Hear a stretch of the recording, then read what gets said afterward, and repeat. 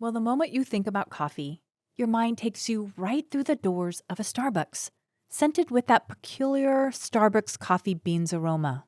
But what if we tell you that your favorite premium coffee shop isn't a coffee shop, really? What if we tell you that you step your foot in a bank that sells coffee? Surreal, right? So if you are busy scratching your heads as to how this happened, don't worry. You have made your way to the right video.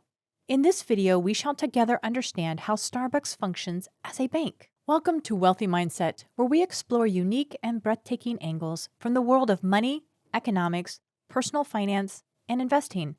But before we get started, do not forget to like this video and subscribe to the channel to never miss another video.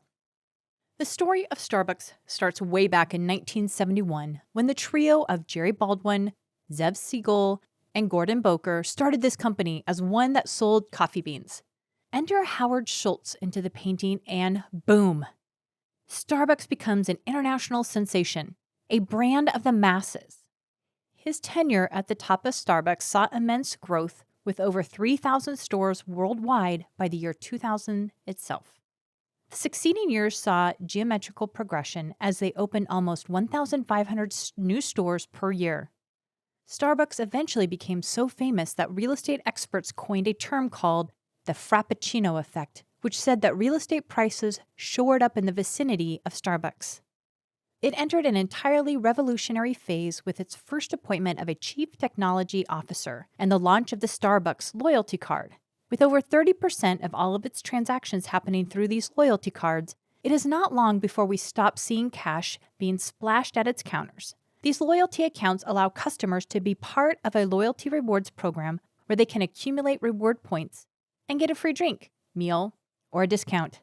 The Starbucks app also comes with a feature to deposit money in the loyalty account, which can then be used to make all future payments for your purchases at Starbucks. Almost 41% of Starbucks customers in the United States and Canada now pay for their beverages and snacks through money loaded on their loyalty accounts. This number is so huge that by the end of 2019, customers held a collective $1.5 billion as balance amounts in loyalty cards. Only in the United States, users collectively held $1.2 billion in cards and apps, according to a Wall Street Journal data report. Now, this amount is higher than deposits held by more than 3,900 banks in the U.S., which are stationed at less than $1 billion. How has it been able to do it, though? Well, there have been certain tricks at play. For example, if a user makes a payment through a linked credit card/debit card, the number of reward points is half of what a user would receive if he were to pay using the loyalty account. This gives it access to an interest-free line of credit, equating roughly 4% of all its liabilities. Moreover, its an in-app user experience is splendid to say the least, with over 3.5 million ratings in the Apple Store alone, with an average rating of 4.8 out of 5. Over the years, it has invested huge amounts of money in the building and designing the app, giving it a highly user-friendly experience and customization features. Starbucks essentially holds more money than a number of banks, but does holding money actually make it a bank? There are a few differences, only to Starbucks' advantage. First of all, there is no involvement of the interest amount. Customers have trusted Starbucks with a whopping amount of over $1.5 billion in their accounts, for which they are paid 0% interest. Starbucks would most probably invest this money in its own market, expansion policies, or earning profits. There is no stopping them. Secondly, what is even more interesting is that since Starbucks is legally not a bank, its balance cannot be withdrawn by its users in the form of cash and can only be exchanged for products sold at its outlets. The consequence? Well, in a normal legal bank, customers have the facility of withdrawal at any point in time, and therefore that mandates the bank to keep some amount of liquid cash available, which in banking terms is known as the fractional reserve banking. Starbucks, on the other hand, is under no obligation to do so. Over and above that, there are amounts beneficial to Starbucks which are either lost or forgotten in loyalty accounts termed as breakages. In the financial years of 2019, 2018, and 2017, it reported breakages of $125 million, $155.9 million, and $104.6 million, respectively. That's not a small amount either. And if you think about it, that is literal free money. In a nutshell, the economic structure of Starbucks makes it eligible for creating a full-fledged currency of partners with other brands to create a private payment system.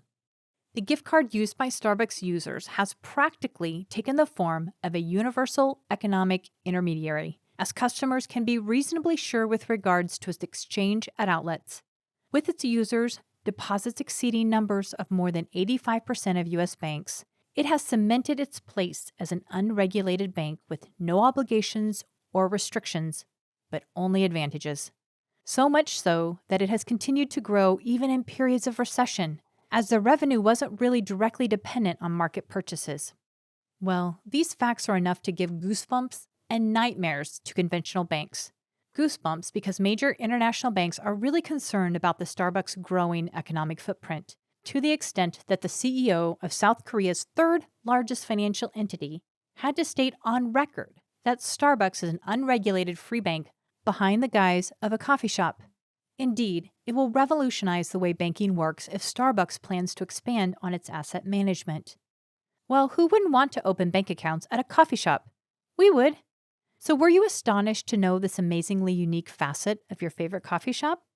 What do you think about its growing banking tentacles and the seemingly unfair advantage it garners? Do let us know in the comment sections below. Subscribe and hit that bell icon below to never miss another Wealthy Mindset video, especially if you're interested in unexplored topics and interesting stories just like this one. We hope you enjoyed the video, and we'll see you next time.